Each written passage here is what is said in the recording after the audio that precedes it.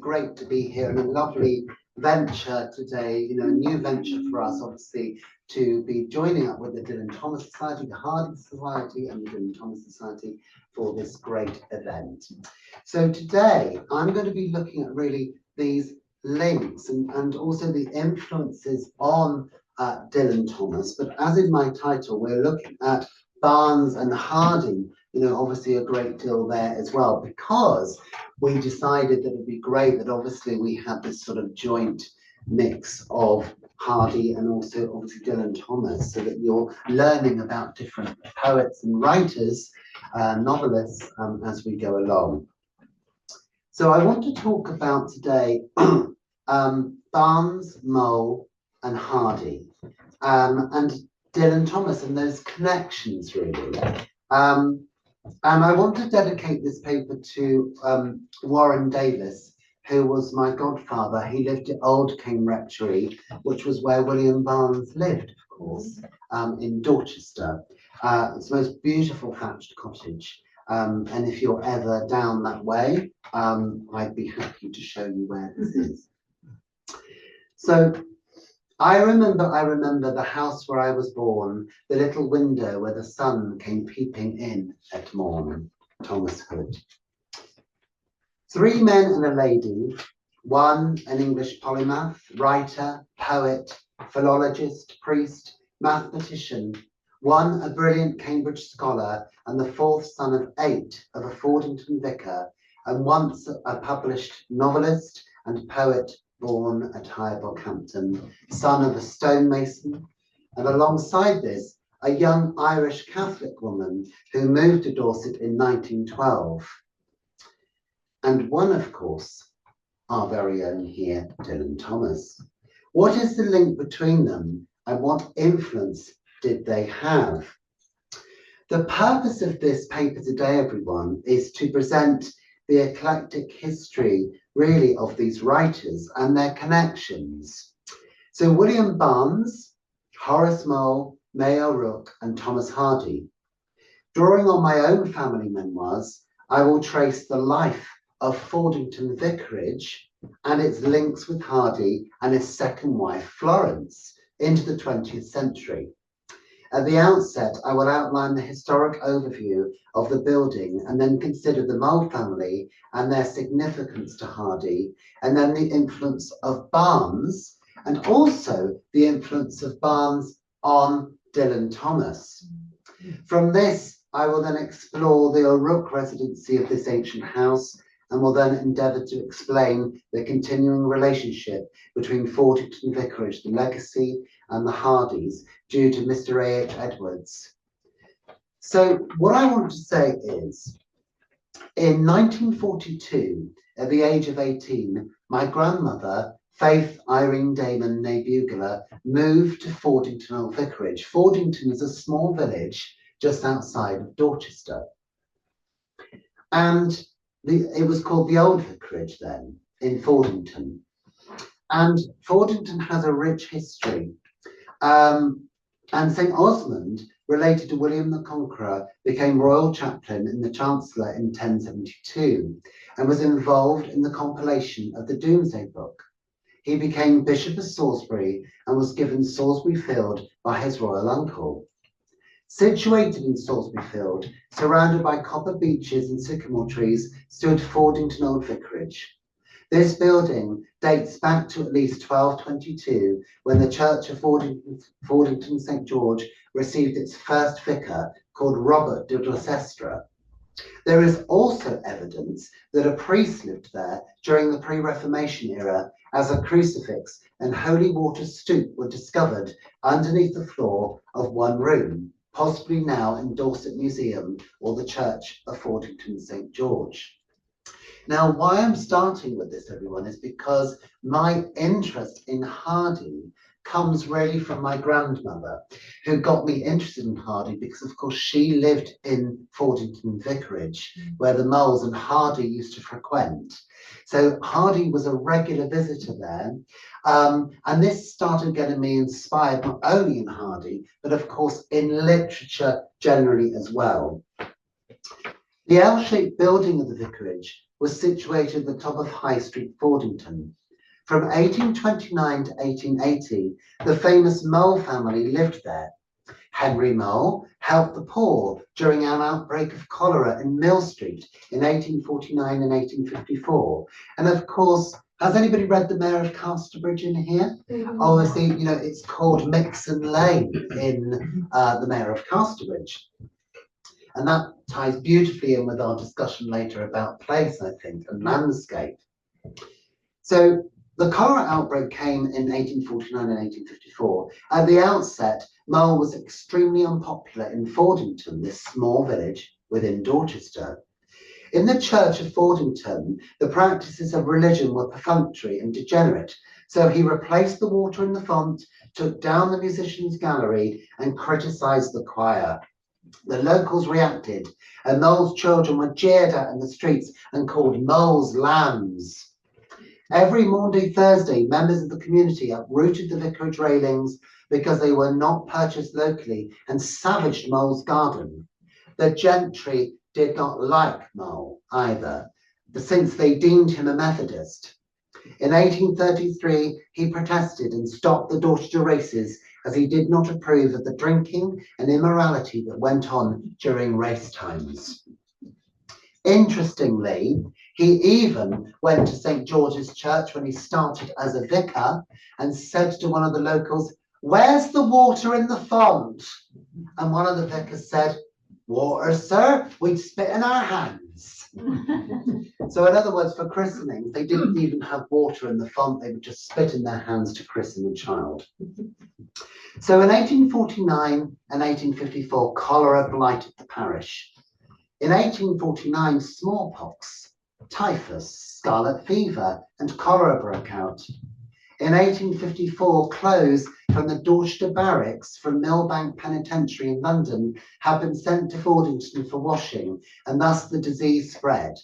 Reverend Moule crafted 8 letters to Prince Albert, seeking assistance in improving the conditions of the poor in Mill Street and Fordington, as it was Duchy of Cornwall land. But no such help was forthcoming. Henry and Mary Moule burnt contaminated clothes, and they supplied clean linen and food. They supported local doctors and encouraged the millers to open their sluices.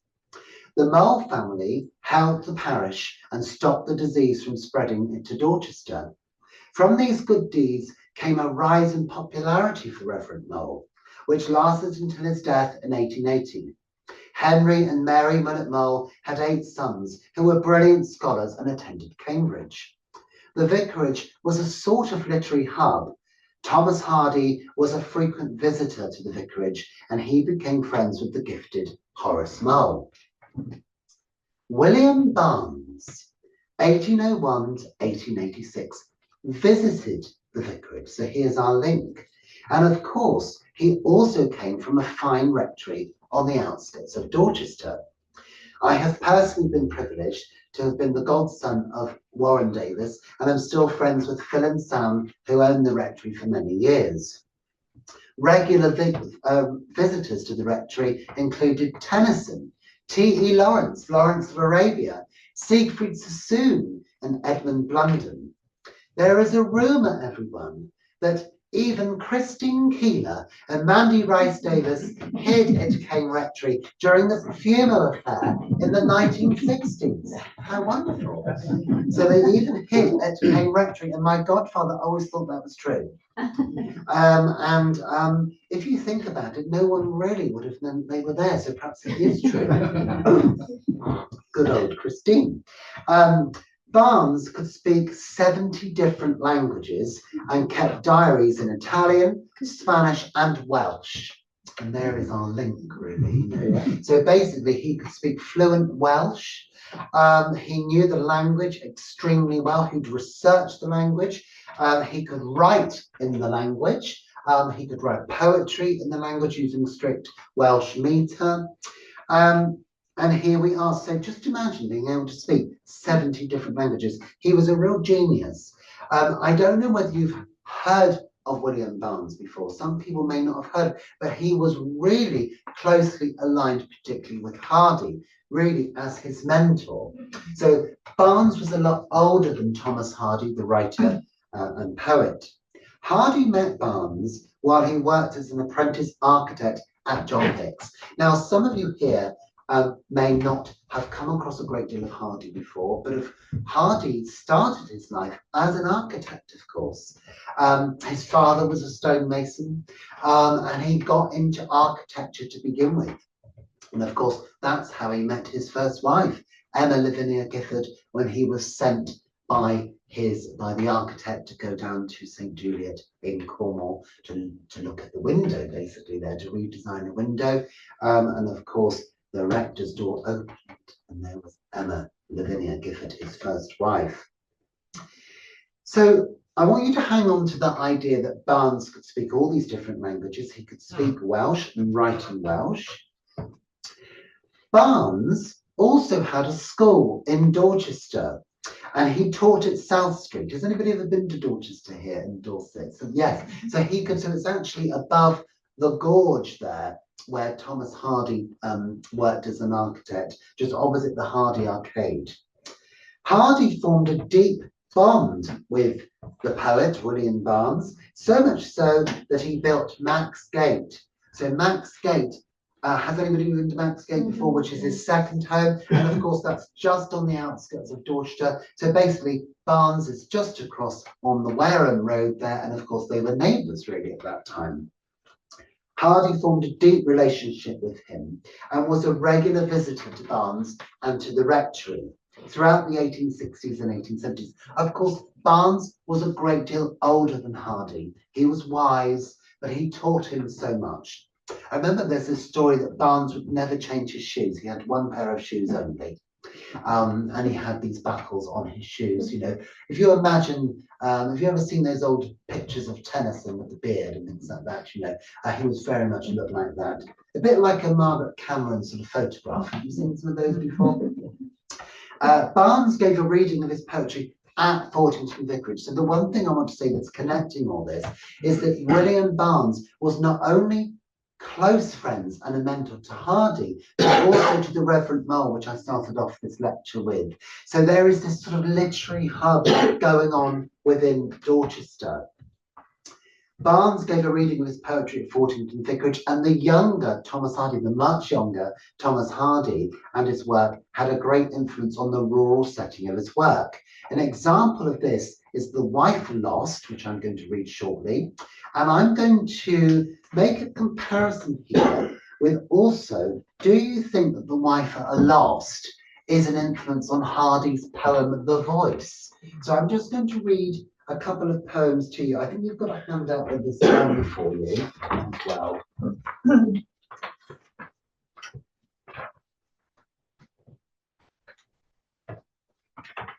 Okay, The Wife Lost. Now, the interesting thing is, I just want to make this distinction to you, that Barnes writes in the Dorset dialect, okay? So he writes, have we all got that sheet? Yeah.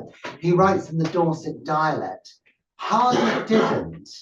And I think we need to distinguish that Hardy really writes as somebody perhaps internationally would be able to understand, or across England. Do you see what I mean? Perhaps that's why Hardy was so successful, because actually you read his novels and it is written quintessentially in sort of standard English mainly, and the dialect, if it is used, it's sort of used in the way that someone could completely understand. Whereas Barnes was really writing almost in the Anglo-Saxon dialect. A really good one for English study, really, this, if you're analysing language thing. The Wife Lost. Since I no more do see your face, upstairs or down below, I'll sit me in the lonesome place, where flat bough and beech do grow. Below the beech's bough, my love, where you did never come, and I don't look to meet you now, as I do look at home. Since you no more be at my side, in walks in summer here, I'll go home when must do ride, do trees are dripping wet, below the rain wet bough, my love, where you did never come. And I don't grieve to miss you now, as I do grieve at home. So we've got this sort of Dorset dialect being used, but in the way that I'm reading it, I think everybody can sort of understand what's happening. Agreed? You know, that actually you can sort of, the wife and loss, sort of remorse, sort of elegiac, isn't it, in tone about remorse, as though to say, well, she's no more here, but I'm still here and I'm grieving and I'm missing you. But what I want to point out there really is the use of nature imagery as well. And I really feel that, again, talking about landscape and place, that Barnes was a great influence on Hardy, not only in teaching him Greek and Latin and some languages, but also in the setting, I think, of his poetry as well. Of course, Barnes's most famous poem, of course, is Linden Lea. Within the woodlands, flowery gladed by the mossy beach. You know this one? Yeah? And of course, it was set to music by Vaughan Williams, very famous. Do you know that one, Linden Lea? Wonderful. So it's very famous. I mean, if I'm going to be honest, that's the only real poem, isn't it, Linden Lea, that sort of is sort of out there. But I do feel that Barnes is neglected, really, as a poet in terms of the landscape. So just hold that thought. Again, I'm not going to read the whole poem, but what I would say is I'm now going to read you The Voice by Thomas Hardy. Now, in 1912 to 1913, things were not great because Hardy and Emma were at Maxgate, of course. Emma was living in the attic. This was his first wife. Do you know about this? She was living in the attic at Maxgate. They'd led very separate lives. Sadly, Emma was not really happy with some of the content of Hardy's novels, if I'm going to be honest. You know, she was highly religious. Hardy, of course, was receiving terrible criticism, particularly with Jude the Obscure. And of course, Jude the Obscure was Hardy's final novel, wasn't it? Before he turned to poetry.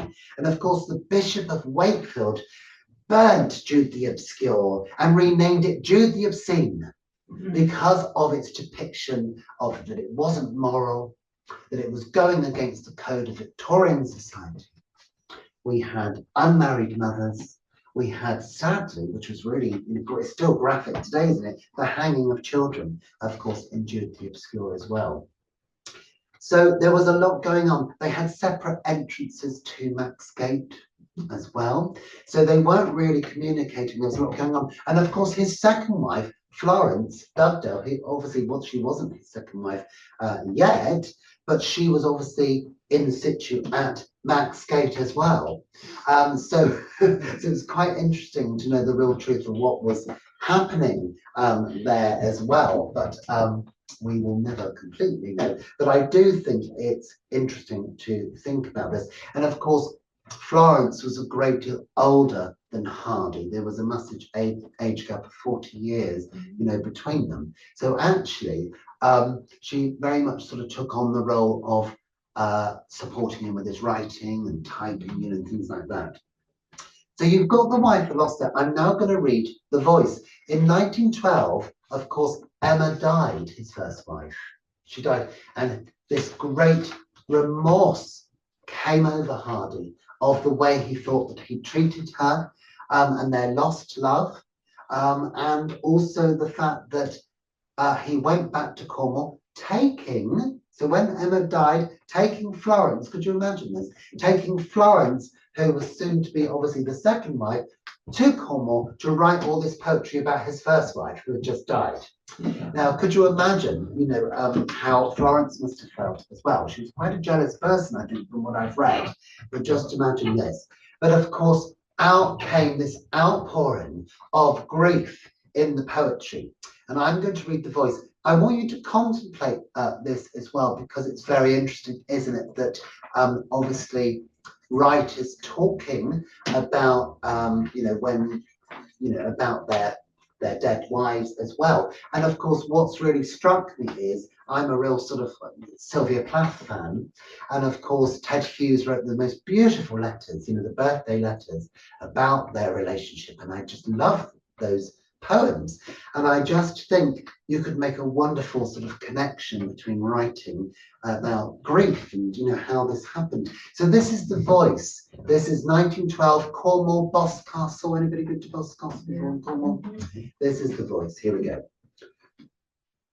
Woman much missed, how you called to me, saying that now you are not as you were when you had changed from the one who was all to me, but as at first, when our day was fair. Can it be you that I hear? Let me view you then, standing as when I drew near to the town where you would wait for me. Yes, as I knew you then, even to the original air blue gown. Or is it only the breeze in its listlessness, travelling across the wet mead to me here, you being ever dissolved to one wistlessness, heard no more again, far or near. Thus I, faltering forward, leaves around me falling, wind oozing thin through the thorn from norward, and the woman calling. And I think in that poem, you can see why he's such a great poet, I think, as well. It's just all the nature imagery, and also how that last stanza just changed. Thus I, faltering forward, moving forward from this sort of, he's almost grief-stricken, isn't he? That's what the poem is about. He's grief-stricken, and he's reimagining her as when they met. So Hardy, so sort of reading some. So when Hardy obviously got the terrible criticism about Jude the Obscure, he stopped writing novels altogether, and he moved to poetry. So and that's how he really ended his life, being a poet. So not only was this writer an architect, he was also a novelist and a poet, of course, but a great human poet, I would say, as well. He wrote a lot of poems, of course, about the sinking of the Titanic, the convergence of the twain, to raise funds, of course, for the poor families that had lost family and friends, and of course they didn't have any money or whatever the situation was. He was great, but he also loved animals, by the way, as well, cats, and also his beautiful dog, the terrier Wessex, which didn't like everyone, but apparently Wessex loved T. Lawrence when he used to go along. He used to drive in his gruff superior. So Barnes, of course, uses the Dorset dialect, everyone, in his poetry, and he experimented with techniques found in Anglo-Saxon and Welsh poetry. When Francis Calvert, have you ever heard of Francis Calvert, the diarist, who was a reverend, obviously, visited Dorset by train, he met Henry Moule, the vicar of Fordington at Dorset West Station, and they walked out to Came Rectory to visit Barnes, who Calvert described as having an apostolic head. And here is Barnes' last dialect poem, dictated shortly after his death, set at Old Came Rectory, which is called The Gate of Fallen Two. Here we go. So The Gate of Fallen Two. And again, I'm just going to read a section of it. But this was set at Came Rectory. You can see the little window there of Came Rectory as well. But this is how he used to write. I mean, are there connections here, obviously, with Dylan Thomas? In the sunshine of our summers, with the pay time now a come, how busy ever we out afield, with view a left a own, when wagons rambled out a yard, with willed with body blue, and back behind them loudly slammed the gate of Fallen Two. So again, he can hear the gate, again, the hay, that sort of real sort of rural sort of imagery being used, isn't it? This was his last dialect poem, everyone, and dictated just before his death. I mean, how emotional is that really? Isn't it great? So, we've got these poems by Barnes. Again, this is just to really introduce you, but The Wife at Lost, The Gate of All and Two, what sort of influence did he have really on Hardy? And I think their poetry is very different, but I do think that the Dorset dialect had a great profound impact on him. Sadly, I would argue that because Hardy made his work so easy to read, I think, for a lot of people, even though you might argue that some of the work is a bit verbose at times, that actually it has a sort of international sort of appeal, perhaps. Whereas I think this is very specific. It's almost a niche market, I think, for Barnes. Perhaps that's why it didn't take off so readily, perhaps. So Dylan Thomas, everyone, like Barnes, did write obviously in the Welsh metre, but also Dylan Thomas, of course, which is most fascinating, and that's where I think the germ of this conference sort of came about. Was I never realised that Dylan Thomas used to recite some of Hardy's poetry before he gave a lecture or before he read his own poetry. He was really influenced by Hardy, you see, and was a great admirer. A friend of Charles Lamb's, Charles Valentine Legrees, was another famous visitor to Fordington Vicarage. His grandson was a pupil at the vicarage. Legrees was also close friends with the romantic poet Samuel Taylor Coleridge. Barnes had such a literary and personal impact on Hardy, and this is no more evident than in Hardy's poem, The Last Signal, marking the death of his dear friend Barnes. And I'm just going to read this one to you. It's called The Last Signal. So if you're ever in Dorset, you'll be able to read it and go and see where it was. Here we go. The Last Signal. So Hardy was really upset, obviously, when Barnes passed away. This is called The Last Signal, a memory of William Barnes. Silently I footed by an uphill road that led from my abode to a spot you bowed. Yellowly the sun sloped low down to westward, and dark was the east with cloud. Then amid the shadow of that livid sad east, where the light was least, and a gate stood wide, something flashed the fire of the sun that was facing it, like a brief blaze on that side. Looking hard and harder, I knew what it meant, the sudden shine sent from the livid east sea. It meant the west mirrored by the coffin of my friend there, turning to the road from his grave. And I think it was that idea, he thought that the flash of the sun was really his friend William Barnes saying goodbye to him. And I just think, The Last Signal, that's such a beautiful poem, isn't it? Of what, of their relationship, which is fantastic. Alan Chedsoy, who's written a lot about Barnes, argues that in this poem, Hardy described how the sunlight reflected on him from Barnes's coffin seemed like a last wave of the hand from his old friend. It could be argued that implicit in Barnes's verse are some of the major themes of Hardy's later novels and poems. The passing away of the old rural life and its replacement by the new, mass-produced civilization of Victorian England.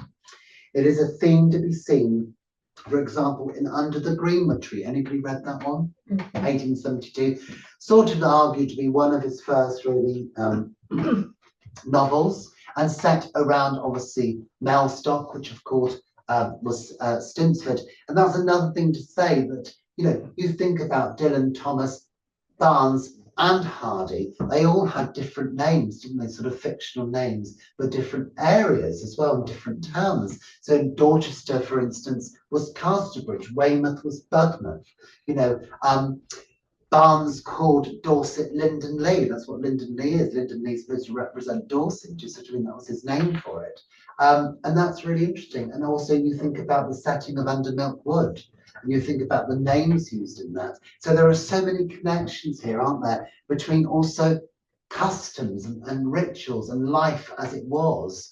I think is very sort of contextual in these writers. Much has been written about Fordington Vicarage. In his Dorset Antiquities, Moule, son of Henry and the first curator of Dorset Museum. Has anybody been to Dorset Museum? I'm going to do a bit of a plug here. Has anybody been to Dorset Museum? Yeah. It's fantastic. Anybody watched that wonderful programme, Fake or Fortune, with Fiona Bruce and Philip Mould? Yes. Did you see the other day there was an Elizabeth Frink that a lady had found in a sculpture that she found in a car boot cell? Well, we have obviously the Hardy Gallery.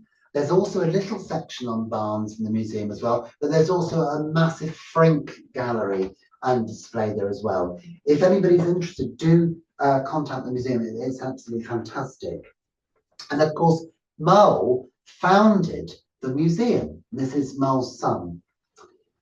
And one thing I want to say is that they found in the vicarage a window, and this window is now in the garden of Fordington Hill House. It is also described by Hanley Moule, who writes, embedded in the wall of the house, close to the front door, is the tracery of a medieval window discovered some 60 years ago by my father when he made certain changes to the structure.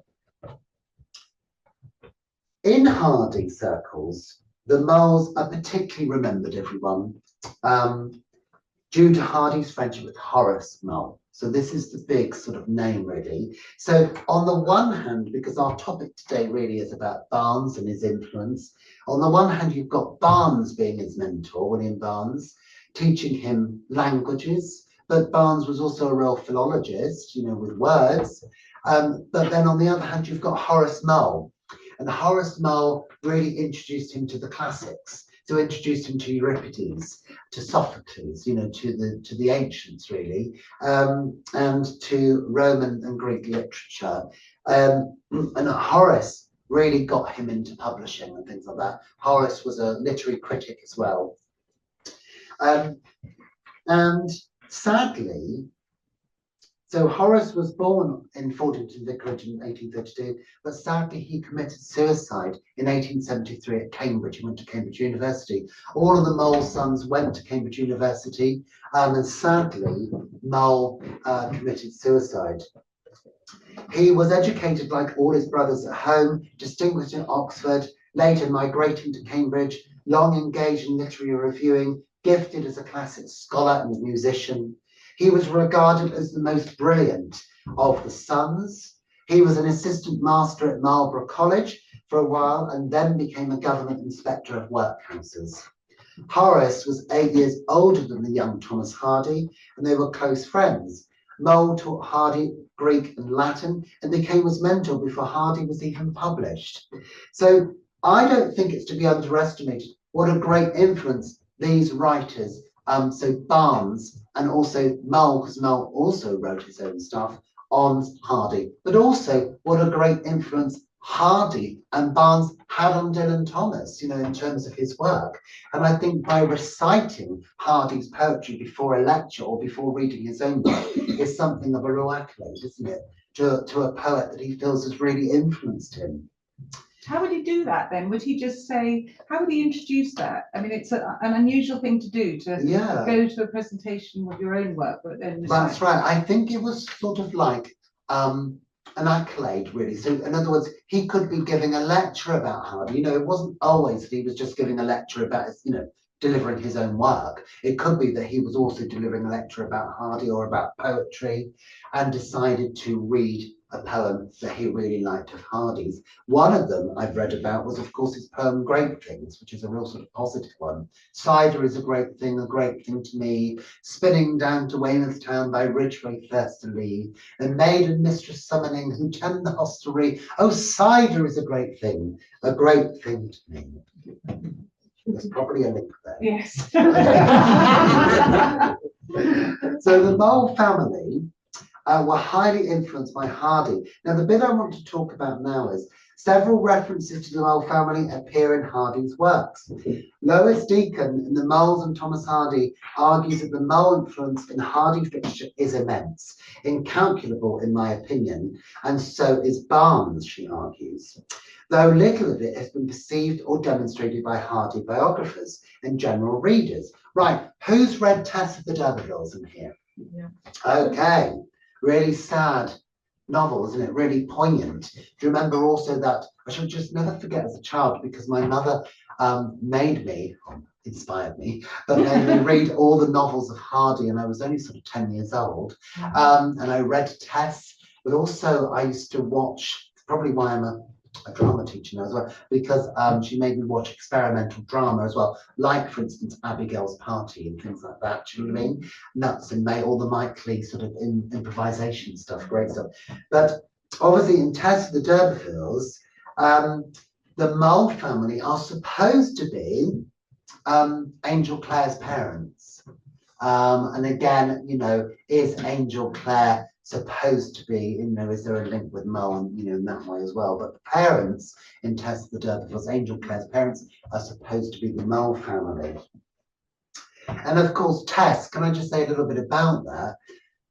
Tess of the D'Urbervilles, obviously, you've probably all heard of Far From the Madding Crowd. That's the big number, isn't it, as well? The Judy Christie film. Judy Christie and Terence Stamp, do you remember that? Wonderful, isn't it? A wonderful film. On Maiden Castle with his sword, you know, highly symbolic, of course.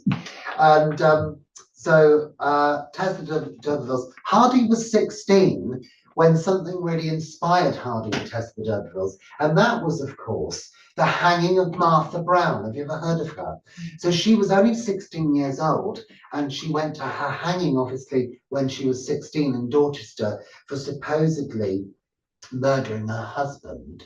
And of course, but it transpires that she was horsewhipped by him.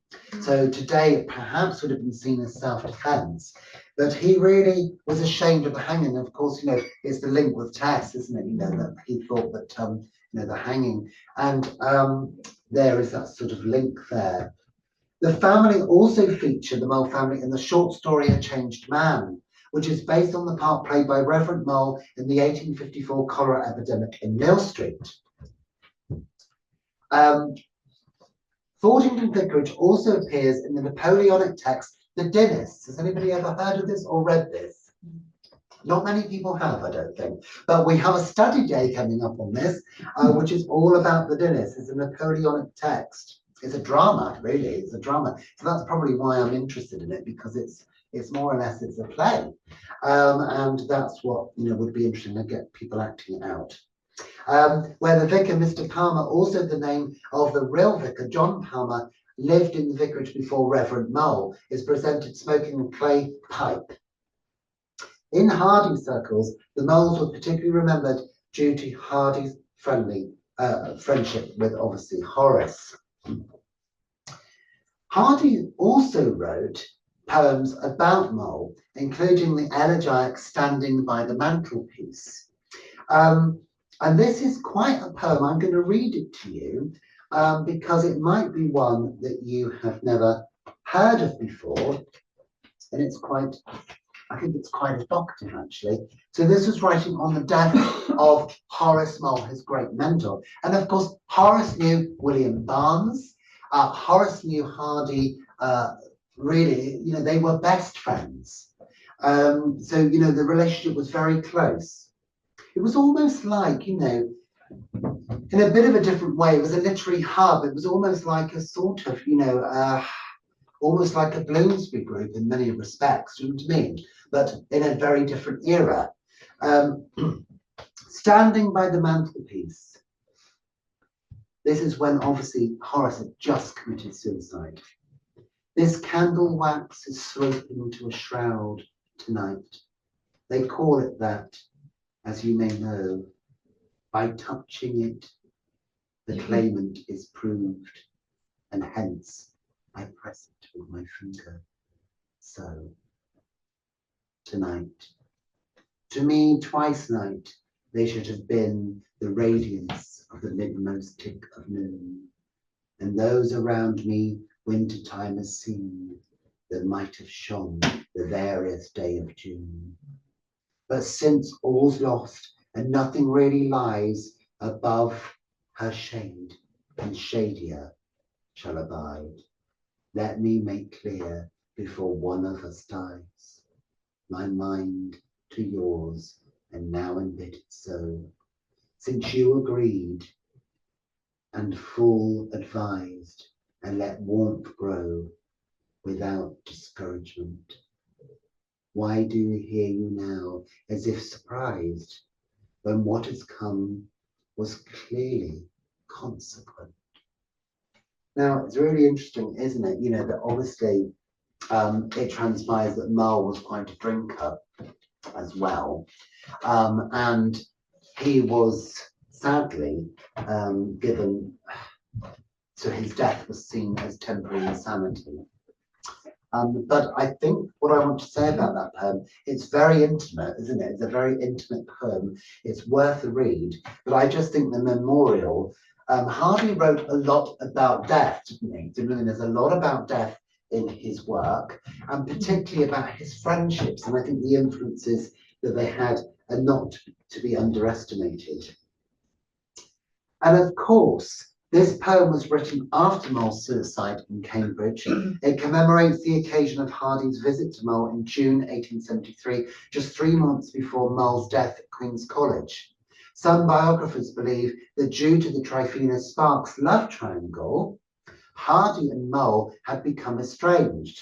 So they both apparently fancied Tryphena-Sparks within Fordington, and they stopped communicating because, you know, they didn't feel that it was appropriate. And in 1872, so Tryphena-Sparks was Hardy's cousin.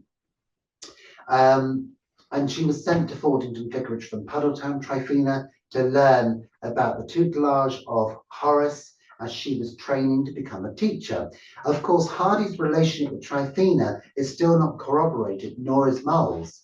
However, Deacon argues that without the part played almost unwittingly by Horace Moule in the drama of Hardy and Tryphena, it would have remained a drama and would not have become a tragedy. On the 21st of September 1873, Hardy's close friend and classical mentor and close friend also of William Barnes, when deeply depressed and affected by alcohol, Mull ended a 3-hour conversation with his brother Charles at Queen's College and went to bed. Minutes later, Charles, who was writing in an adjoining room, heard what he described as a trickling sound and went to investigate. He found Horace covered in blood, but conscious and able to utter his last words, "Easy to die, love to my mother." He had slashed his throat with a razor, and which he kept under his pillow. The inquest journey returned a verdict of suicide whilst temporarily insane.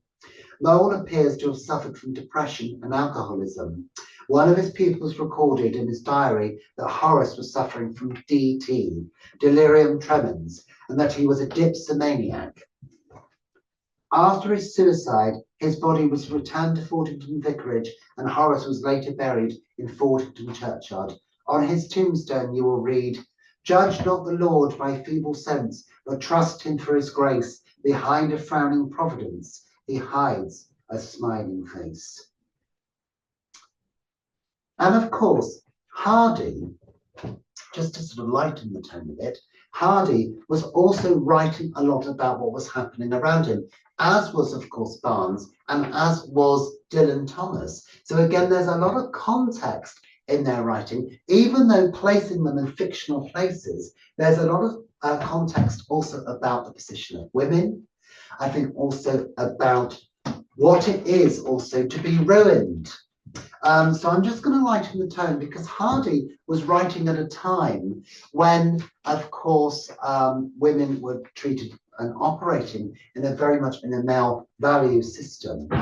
And I'm going to read you a poem which some of you may have heard before, some of you may not know, and it's about two old friends who meet again in Dorchester. They both used to work on the farm together.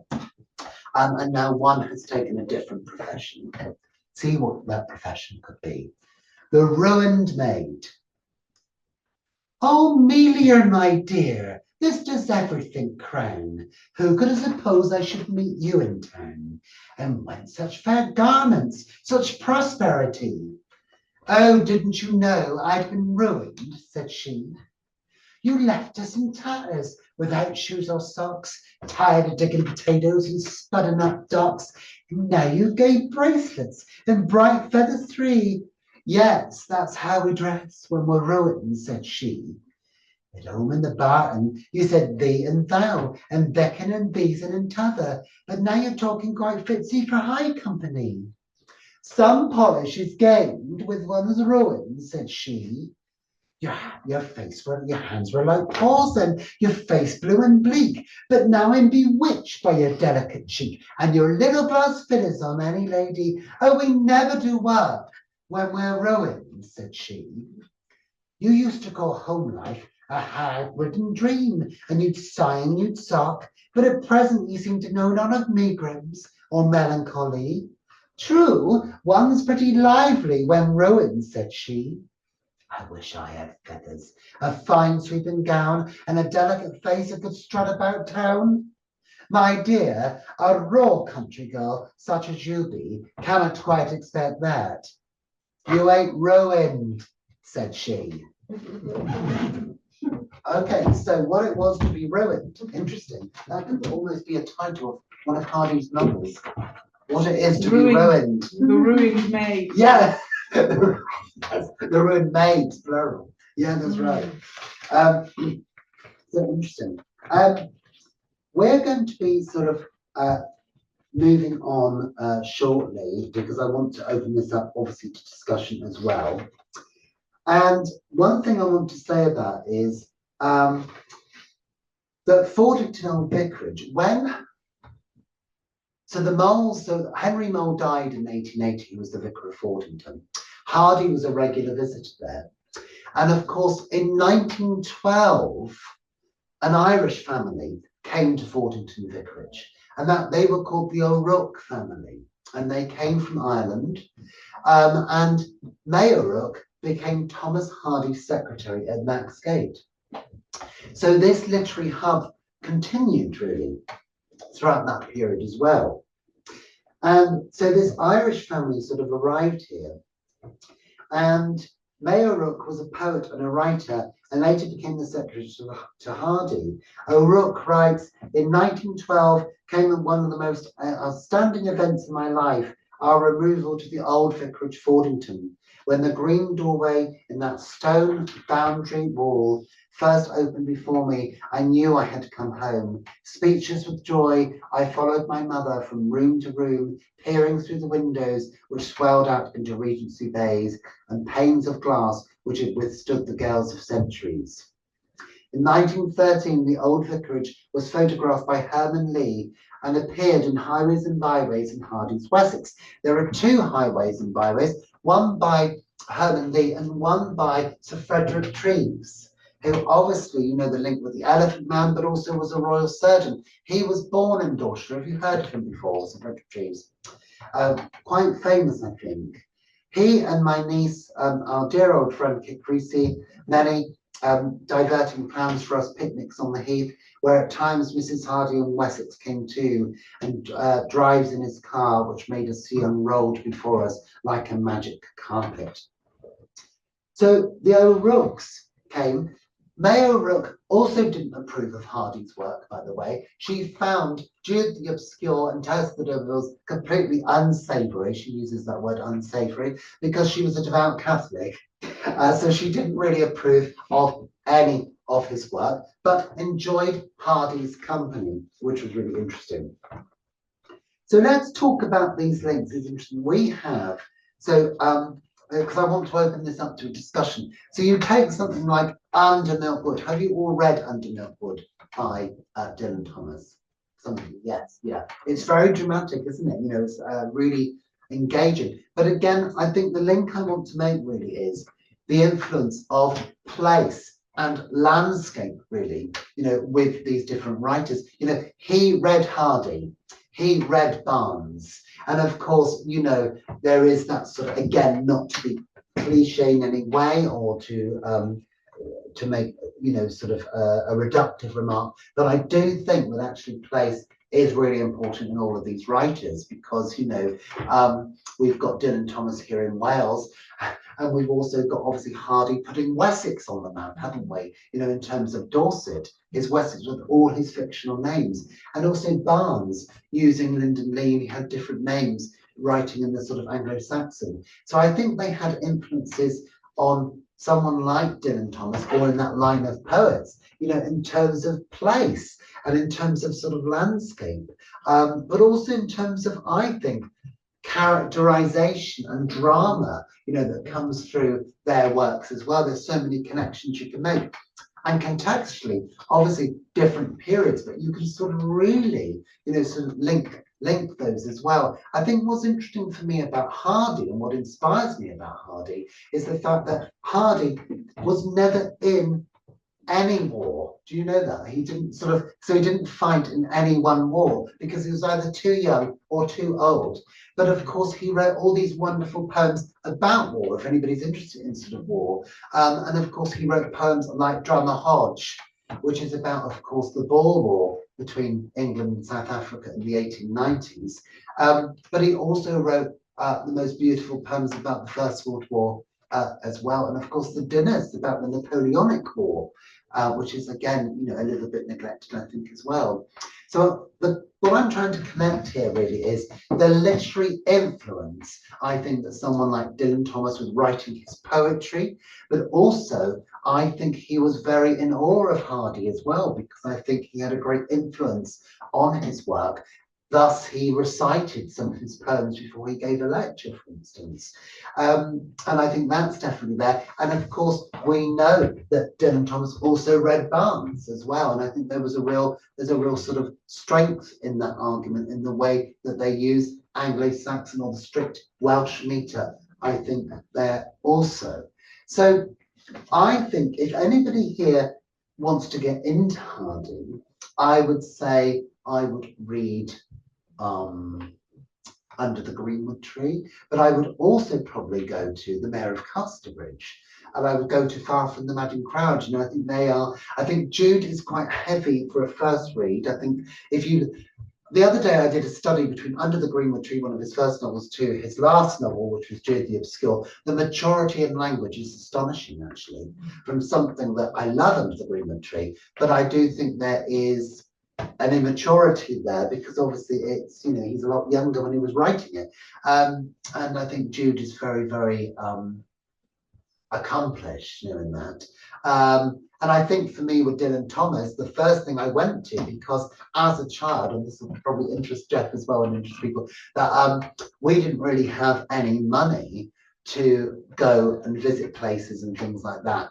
And so what I used to do was raid charity shops. And in those days, obviously, we had a record player.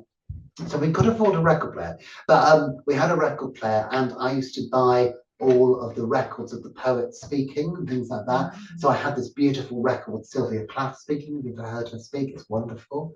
It's never how I thought she would speak. And then I had obviously a record of Under Milk Wood. I think it was Burton, doing it, Under Milk Wood, and it was absolutely inspiring. And it had the picture on it, that sleeve with the boathouse on the front, and that's so interesting that I would be sat here today, talking about, Dylan Thomas like that as well. But that's what inspired me. So for me, it's really interesting that the record player, it was the voice of the poetry that inspired me into poetry as well. And I think the voices that you hear in something like Under Milk Wood. So I have to say, for me, with Dylan Thomas, it was Under Milk Wood that got me into reading Dylan Thomas, because the voices and the drama and the characterization play for voices, it's just, I think, astonishing. And I think for Hardy, it was definitely the poetry as well. However, as a child, I just remember thinking about that scene in Tess and d'Urberville's with the blood seeping through the ceiling in Sandbourne in Bournemouth, when Tess has murdered Alec d'Urberville. And I just think that scene just stays in my mind. You know, again, it has an element of the Gothic to it, doesn't it, as well? That's what's really inspired me. So to summarize, I would say that these poets that we're talking about have different voices. I think, you know, it's all very well, isn't it, people saying, yes, they really influenced them. But actually, I think they were writing very differently as well, you know, and I think that that's to be established because they were writing about different subject matter at times as well. But I do think these connections, these were great mentors influencing the great, you know, Dylan Thomas that we see today, and we read his excellent work. To think about these people influencing them, I think really gives a timeline to the literary canon, doesn't it, of their periods and how influenced they were. Another poet, of course, that was highly influenced by Hardy, of course, was Philip Larkin. And recently, well, quite a few years ago now, but 4 years ago, we did a joint conference with the Philip Larkin Society, and that was interesting. You know, again, Larkin was a great admirer, and again, the same in line with Dylan Thomas, used to read his poetry at lectures and things, so that's great. So I'm going to finish there. I just wanted to share that with you. So what I've really talked about is my influence really in terms of Fordington Vicarage, because my gran and her family lived there, and sadly it was demolished, this lovely building. And I just want to show you, I've got some bits to give you at the end as well, that was the vicarage. Okay, so I don't know whether you want to take one of these. That was the vicarage where she lived. If I just pass around a few of those, you can see.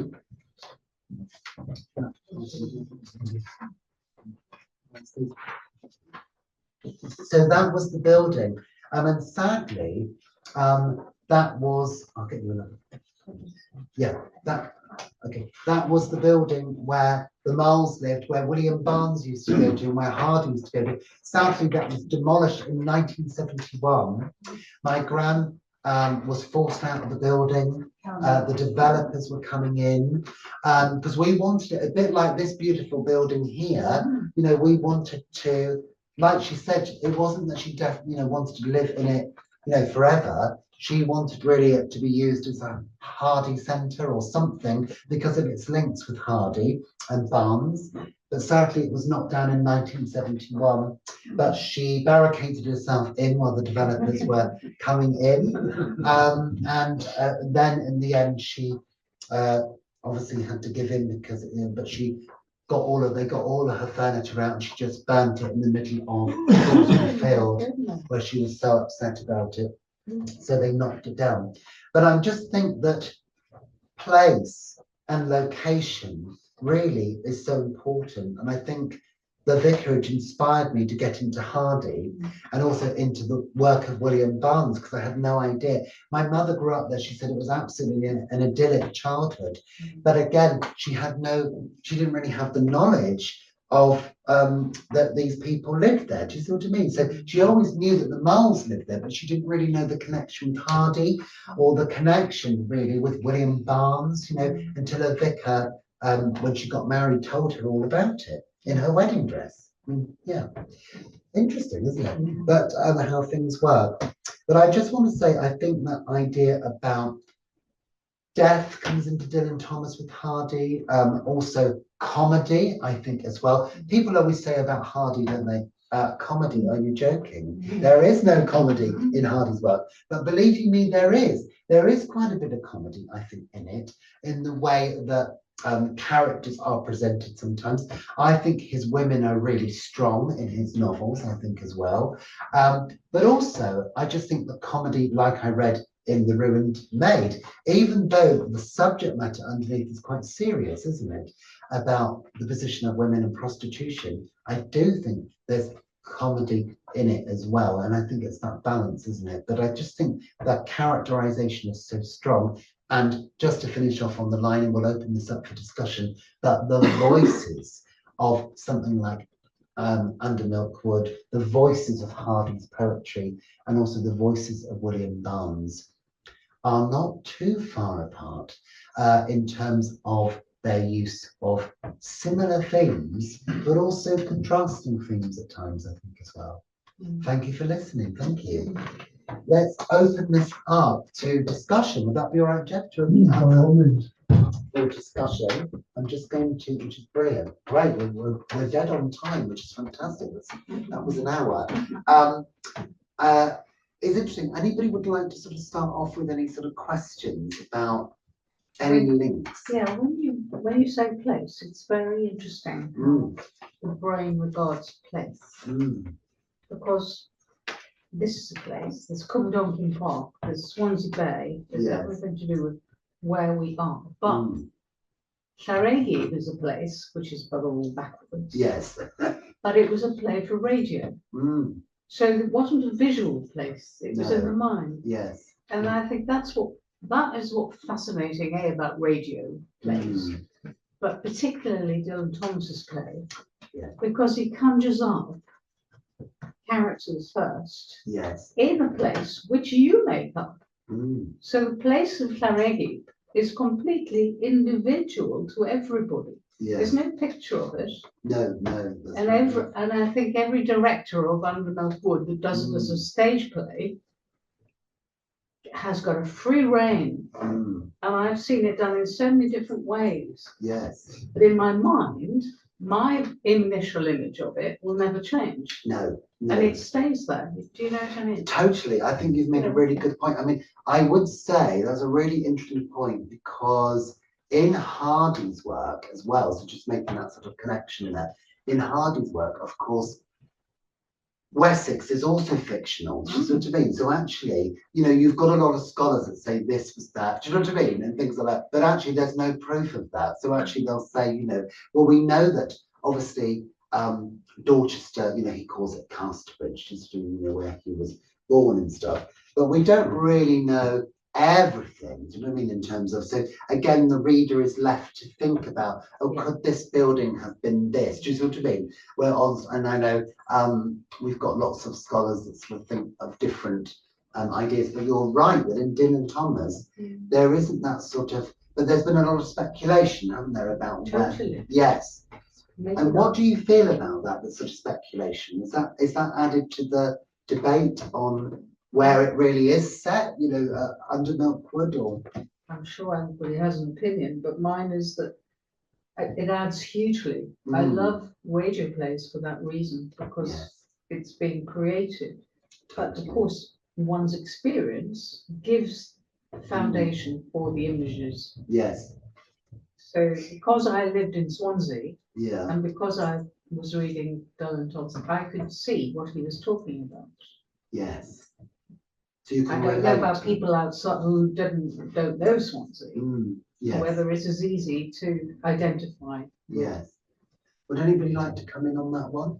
Well, Thomas had an idea of what Llaregid was looking like, because he drew a map of it, didn't he? Yes, yeah. So, I mean, that's just bare bones, and you can make your own mind up about the nature of the buildings, but the layout is set. Yes, yeah. Yes, it's interesting. And of course, linking that to Hardy, because that's our sort of focus today, isn't it, in Barnes, obviously Hardy drew out his map of Wessex, do you see what I mean, as well? So he put Wessex on the map, really. He put a lot of these places on the map, do you know what I mean? Then actually somebody the other day was saying, oh yes, Dorset's wonderful, isn't it? Because the Romans came here and stuff like that, because it's obviously a really Roman town. In AD 43, the Romans invaded. And of course, we've got Maiden Castle. Do you know these places, Maiden Castle? Mornbury Rings. They all feature in a lot of Hardy's work, particularly Mornbury Rings and the Mayor of Casterbridge. But really, without Hardy, these areas wouldn't be on the map as such. Do you know what I mean? That he's sort of, but again, in our head, going back to your point, we sort of do imagine place and location. And I think with Hardy, there's been a lot of sort of trying to say, well, this is that. Do you know what I mean? And this is that. But actually, I think sometimes it's nice not to do that, isn't it? Because like you said, you need to listen to the voices in his narrative, the voices in the poetry, and the concerns at the time. The interesting thing, I was in a discussion the other day, Do you know, and this is a big aside here, I'm just sort of bringing this in, but I thought this was fascinating. Have you heard of the Toe Puddle Martyrs before? Okay, so again, they were sentenced to Australia when they transported to Australia for life. They did come back anyway, but they set up a union, didn't they? They set up a union because the people sort of their employers rather, were not treating them very well. Okay, so again, it was terrible wages, it was horrendous. And this was a big thing in Dorset. The interesting thing is, and of course that was in the 1830s, so between Hardy and them, it does overlap slightly, doesn't it? You know, in terms of, you know, Hardy would have known about the Toe Puddle Martyrs. Do you know Hardy doesn't talk about the Toe Puddle Martyrs once in any of his work or in any of his fictional work or otherwise? You know, there's not a mention of them, and I think that's quite interesting as well. So what I'm trying to say is that these writers are contextual, but sometimes actually they're not always writing about things that you might expect they would be. I would say though, in say stories like the Mayor of Casterbridge, the difficulties of being agricultural employee in the time of Hardy, or he was writing mostly about a little bit before himself, wasn't he? Was very sympathetic to their situation. Totally. And that, I mean, he was a writer of fiction. And therefore he was taking up those issues and presenting them within fictionalized writing. So I don't think he was isolated from the dilemmas of, or the challenges of being poor in a rural community. Not at all. He was really anti-mechanization coming as well, like the coming of mechanization in farming and things like that. You know, completely. I do take your point. I think that's definitely there. But it's interesting for him in his diaries and letters and things like that, never to have really, it's interesting to talk about this sort of, you know, these big people. But I'm just saying that I think that place and location is absolutely key, isn't it? You know, could I just ask about then Dylan Thomas in Swansea? I mean, the lady over there, is it Angela? Yeah, I mean, you know a lot because you've lived here, and I have some background here, but I was just wondering about the connections then with Dylan and his work in Swansea, as to how he uses it in his work, because you've talked a lot about Hardy, but this thing about place. Well, he talks about Fordington Park, which is just there. He talks about this room actually, and the aunties sitting here in the armchairs. Charles Christmas in Wales. He talks about this house and the aunties coming with the jelly and the blancmange and things like that. And he also says this ugly, lovely town, because from that bay window upstairs, he could see Mumbles, which was the lovely end. And he could see the docks and the smoke and the copperworks and the ugly end. So the ugly, lovely town is a phrase which is always, people always refer to as Swansea. And the hills.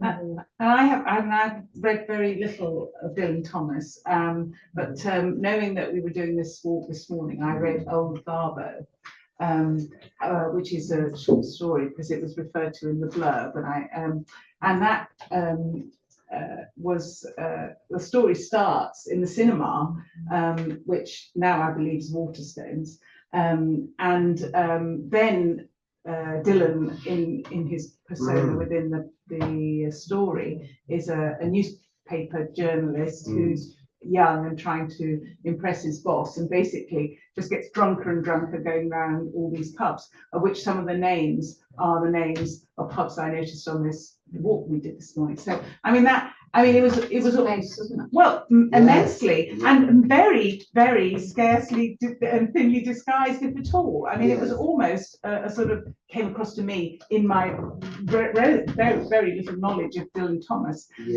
as almost a sort of itinerary. Well, sort of just almost an account within his writing style of places in Swansea. So I mean that and I couldn't help feeling he could not have written that story in that way at all, unless he had lived a life that had taken in all those places. Yes, yeah. And then there's a connection with water, isn't there? The sea, with Dylan Thomas. Yes. I don't know so much with Hardy. Well, that's interesting, isn't it? Yes, I mean the water does feature, Yeah. but it features in some of the novels, doesn't it? Obviously as well, because obviously Troy, involved in the big madding crowd, is deemed lost at sea. Do you remember all this stuff? As deemed dead, and Weymouth? And Weymouth, of course, features in the poetry as well, and so does Sandbourne, Bournemouth. So there is that sort of link, but not so much, I wouldn't Not say. so much, no, but at least Thomas. there is a link. So Yeah, there is a link. I mean, you know, Thomas does talk about seascapes, doesn't he, you know, as well. And Hardy talks mainly a lot about landscapes, real landscapes. But I think, landscapes, but I think the landscape of the mind and of those voices, which we've been talking about, isn't it? Through listening to those The sort most of characters. vivid image I have of Hardy, and I'm not so au fait with Hardy, is of angel sheep going over those cliffs. Yes, and downs. yes, yeah, And the leading up to it. yeah. That resonates hugely. Totally. About the landscape. It It's not does. towns. No, nothing, that's just right. like- It does, and also about obviously, you know, he has to shoot the dog, doesn't he, afterwards, because the dog's gone mad. And the idea is, of course, this foreshadowing of things to come later in the narrative of madness, Baldwin's obsession, etc. So it's a great one, isn't it? Really, I think it's interesting that these writers can lend themselves also beautifully to film. I think as well, because they are so descriptive, I think, in their writing as well, you know, and that's been a great success for Hardy as well. And of course, you know, for Dylan Thomas as well, you know, there's been, you know, that sort of setting, but I think their voices lend themselves to that. Landscapes, seascapes. I think the cinema image, the cinema trope is interesting. I think of in Hardy, the opening sequence in Return of the Native, which is a wonderful cinematic view, isn't it? Oh, wonderful. But wasn't Thomas also very much interested in the cinema? You can imagine in Under Milk Wood, the mixture of close up and long shot and medium shot that he gives the listener. Yes, that's a really brilliant thing, and the directions are so specific, aren't they? And so detailed. And I think you're exactly right that actually they lend themselves beautifully to cinematography, really, you know, because of the way that it's described. And like you said, the Return of the Native is a great one, isn't it? That's sort of in the heath, you know, that's a great one. If anybody hasn't read that one, I think we were talking about that, weren't we? Return of the Native. Yeah, and just the way that's described, I think is wonderful. And it's really interesting. Everybody's got their ideas on where the heath is again, you know, the location of that. You know, some people feel that the heath is high up Ockhampton, you know, the cottage high up Ockhampton. I feel it is for me, is when I'm going on the train. Has anybody done this before? Going on the train from Dorchester through, and you're going on to Wool and Morton. I feel that it cuts through the heath there. That's the heath for me. I don't know whether people would agree with me, but it just feels. The thing with the area around Thomas Hardy's cottage is that it's been so changed by the Forestry Commission planting of pine trees, so it's lost its character. Whereas because of the nuclear energy establishment on Winfrid Heath, there was complete embargo on any building, and it was partly positioned there because it was so remote, and it's been kept much more intact and has the proper heather heathland type environment, and I think that's part of the reason it really still captures when you read Return of the Native and the sort of journey across the heath, the type of it's much resonates with that much more. It does, yeah. Has anybody read Under Milk Wood? Yeah. Yes. Yeah. So we've all read Under Milk Wood. That's a great one. If anybody hasn't, I think that's a great one. Any other of the poetry from Dylan Thomas? Do Not Go Gently. Yes. Do Not Go Gently. That's a wonderful one, isn't it? Rage. rage against the dying. Yeah. The ones that I just recently discovered, having bought this, I must tell you a funny story. I've told a few people that I thought, gosh, if I'm going to be here for this weekend, I better have a Dylan Thomas anthology of some type.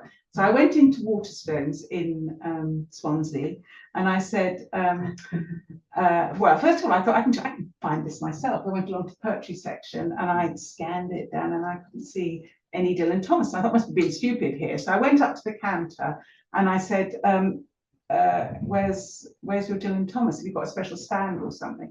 And she looked up on the computer and she said, yes, we have got some. And she led me to the poetry area, and she looked down and she said, I can't see any.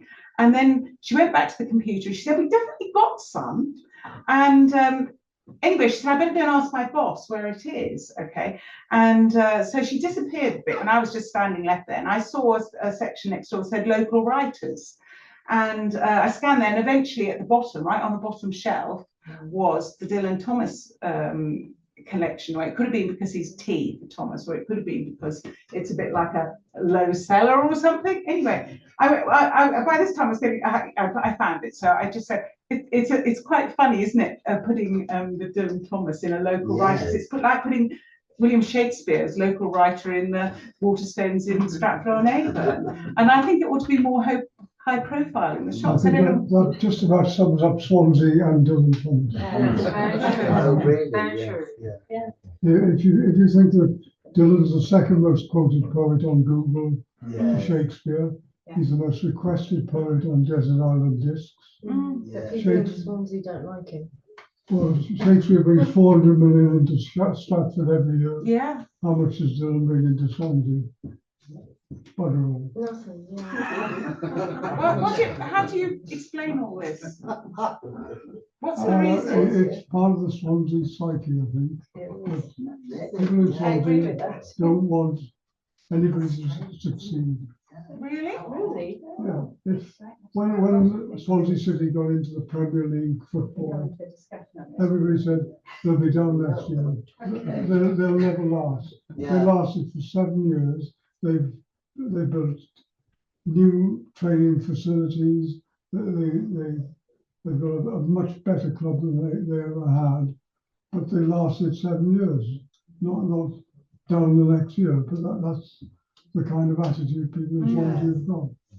It is interesting. I mean, I can come in on that in terms of Dorset, really, and of course, you know, with Hardy, sadly, a lot of local people are not really keen. You know what I mean? There is that sort of, oh gosh, he was a miserable old thing. Because actually, if you go into Waterstones in Dorchester, it's the same thing as Thomas Hardy. Is it? Yeah. It's not really, there's not really a lot of his work there. And you have to hire, you have to search around.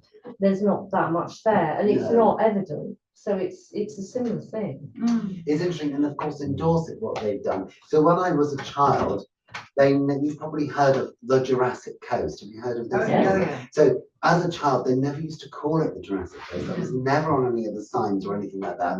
And of course, it used to say sometimes you are entering Hardy country or something like that. And that was an advert for beer, wasn't it? That's right, yeah, do you remember that? Eldridge Road. Yes, on Eldridge Road. You're entering Hardy country. Beer connection again, there we go. But now it says you're entering the Jurassic Coast. And of course, you obviously you're thinking of dinosaurs, you're thinking of Mary Ann in Lyme Regis, that's right, yes. So basically, that's it. So again, there is a similarity there, actually, isn't there? That actually, in terms of tourism, I certainly don't think we're making the most out of, the great geniuses that lived in different areas within our areas. Do you know what I mean? It's like, and I can't help feeling Waterstones is a little bit. I mean, it's great that it's in a fantastic building in Swansea, and I really enjoyed going in there as a place. And obviously, it's the Plaza, and it was a cinema that probably is the one that old Garbo was written for. But perhaps they have a sort of way of, perhaps it's a product that they tell the people in the local branch how to present their stuff. Do you see what I mean? How free are they to even just make a decision about how high profile? Head office thing. Yes, head office thing. Almost That's what I mean. Yeah. sort of corporate thing. Corporate thing, yeah. Would that not run throughout all the Waterstones? Probably. Though? Yeah, probably it does. Because it's such a big concern, isn't it? But we need to sort of really think, and this is an important point, isn't it, really, that we're Very making important. here? Mm. Because I mean, you know, location, also tourism we've talked about, you know, because that's so important to both writers, isn't it? You know, to keep them sort of on that. We had something, Jeff, called the Hardy Trail. Have you heard of that before? Mm. And that was basically, you know, yeah, so basically I've just unveiled, I had to go up to Newbury because it was the unveiling of the plaque for the Chequers Hotel there, which was about, and of course it features in Jude the Obscure, and we've just added it to the Hardy Trail of visitors wanting to go around to different areas and connections with Dorset and things, that they know where to walk or where to visit. Do you see what I mean? Because sadly, a lot of tourist information centres have closed. You see. I don't know whether they've closed everywhere, but they've closed particularly in Dorchester and things. The other thing that Yeah. resonates here is we were talking earlier, your partner Yes, works in Larne. Yes. And the people of Larne are not interested in. oh really? Well, I think they're more who interested told in me people that? in Swansea. You do. Ah, Well, there's a yeah, Dylan Thomas, they call it the Dylan Thomas Week, in Larne, yes.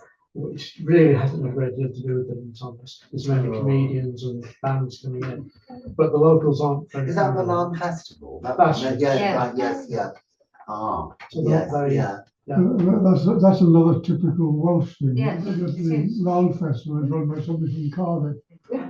So why is he coming really? to Larne? He's getting grants to come here. And that's another big Welsh thing. If Right, you want to do something, yes, first thing people say is, have you got a grant? yes, They don't say, oh, you're doing something, let's find out if this will work. yes, It's- yeah. it's I like- know. And Yeah. this place is the antithesis of corporate, isn't it? Mm. It's because of Jeff. Yes, yeah. And it's therefore, it shows you what you need to do to get things on the map. It's not a Totally. corporate approach, it is a No. personal approach. Yeah. And the boathouse is like that, really, to a certain Yeah, extent, isn't it? definitely. Beautiful. Yeah. The boathouse exists because it's too far from Carmarthen for them to meddle with. Because it's owned by the city kind of council. Yes, yeah. But as long as it's washing its face, they don't mind what it's Yeah. doing. It's a funny thing. have to keep your head Yes. below the parapet on these things and Yes, get so far on your own before that's it. Yeah, it's just about. to prove any sort of point. Yes, it's about not Just making don't it. get it. I think with tourism, it's about also not making it tacky, isn't it, as well, and reductive. Do you know what I mean? Because I can't bear that sort of thing. You know, where we've got little shops named after. Do you know what I mean? Named after novels. You know? Do you know what I mean? That's not my sort of thing. But I have to say, sometimes the hardy stuff, I think it needs to be more joined up. Do you know what I mean? Because with the community of the town as well, and that's what we're in the Hardy Society we're working on, working with the Heritage Committee, working with other associations, and also with other literary societies. So it's joined up thinking about what we can learn, isn't it, from different societies? So if somebody arrives in Dorchester and they don't know anything about Hardy, where would they go? The museum? Good point. Or It's apparently now it's the museum, but also Shire Hall Museum as well. So it's the what they used to call, we can't call it County Museum, it's just the Dorset Museum, and that's where people sort of go. But apparently they do have a little bit of a tourist information bit in the Shire Hall there as well. But it's a really good point, Krista. Where do people actually, you're sort of. It's quite cosmopolitan, Dorchester.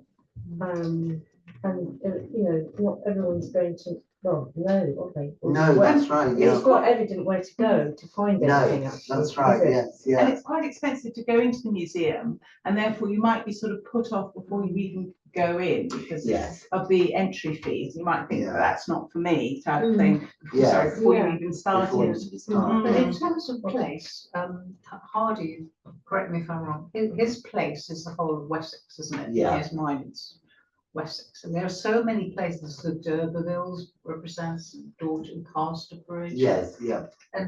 It's a much bigger area than Dylan Thomas. Dylan Thomas is Swansea. Mm. And it's a different sort of place in a way. Totally. And Mm. interesting you say there could be a trail around a bigger place like Wessex. Yes, yeah. But there is a bit of a trail here, which we did this morning. A Mm. small trail. The other interesting thing is But See, it's not the Yeah. scale of Wessex. No, no. And I if mean, one went to Wessex, mm, as well as Dorchester, would there be lots of other places where you would pick up Hardy? Would you pick up Hardy? totally. Yeah. Yeah. I mean, you can pick up Hardy all, all over. Everywhere. Yeah, yeah, yeah. Because again, his name sort of equates, so actually it's very specific, do you see what I mean? So in other words, Dorchester is Casterbridge, Sandbourne is Bournemouth, do you know what I mean? Okay. So it's very, very specific.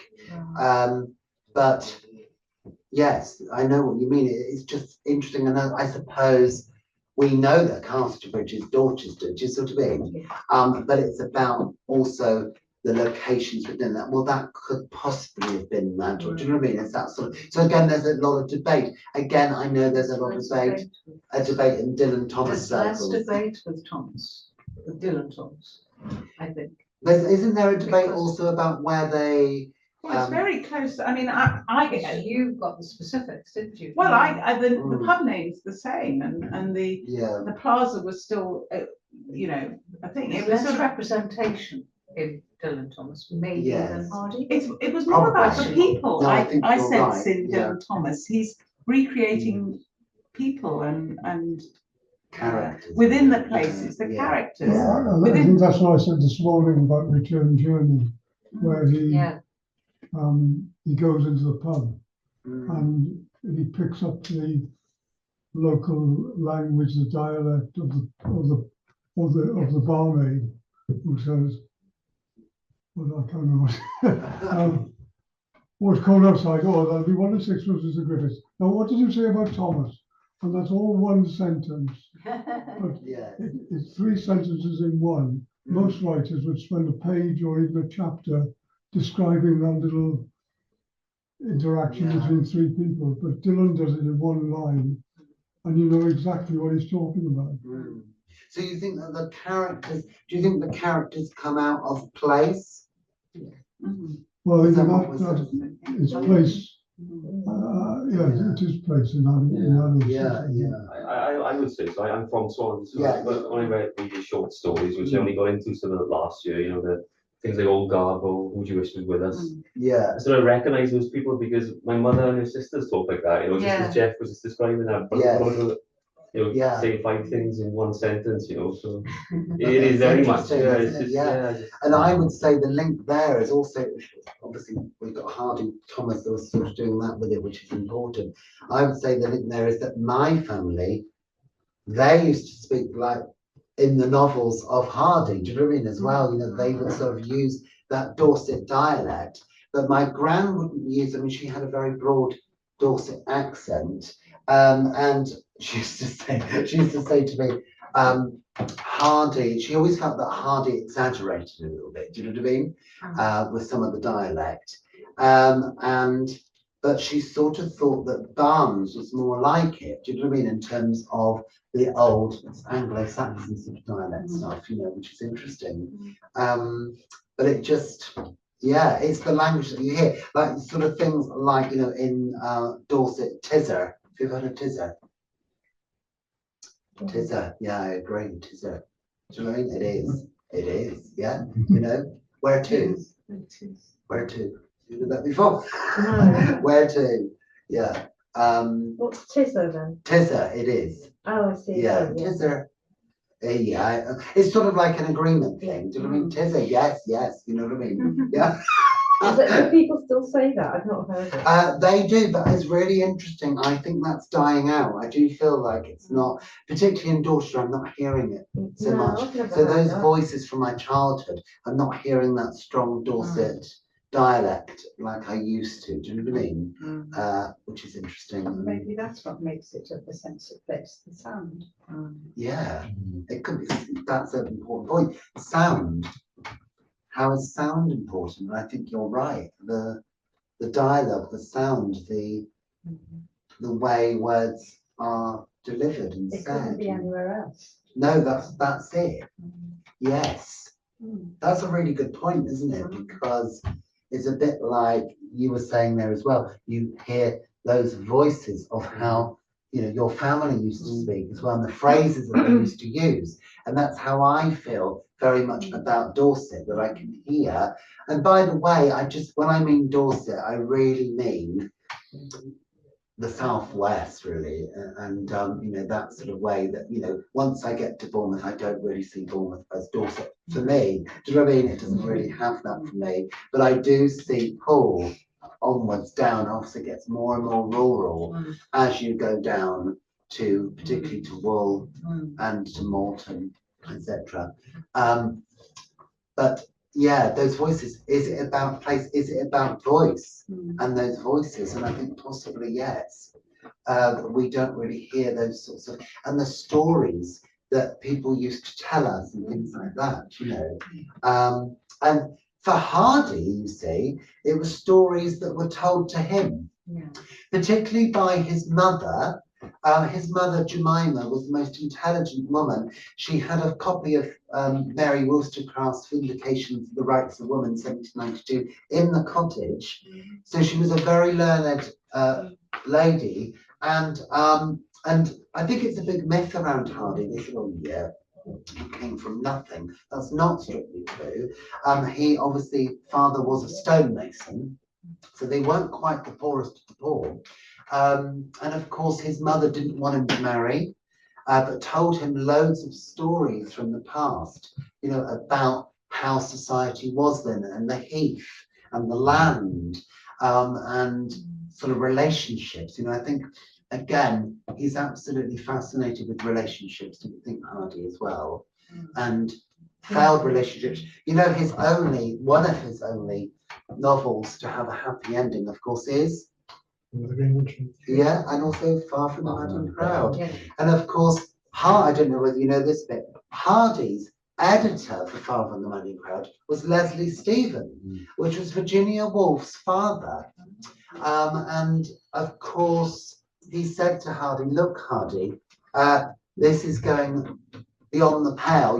Why can't you finish a novel like Jane Austen did? You know, ended in marriage, dear boy. And so therefore, that Far from the Madding Crowd had to be changed.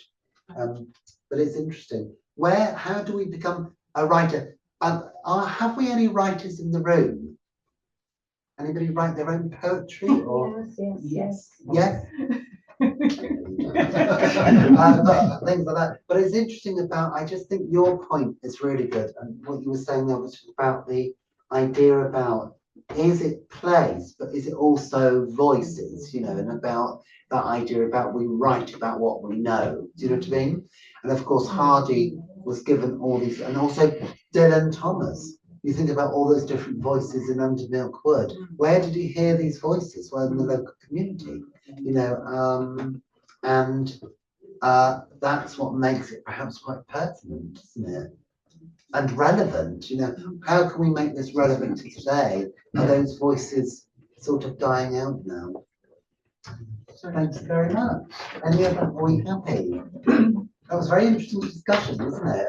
Really enjoyed it. Well done, thank you very much.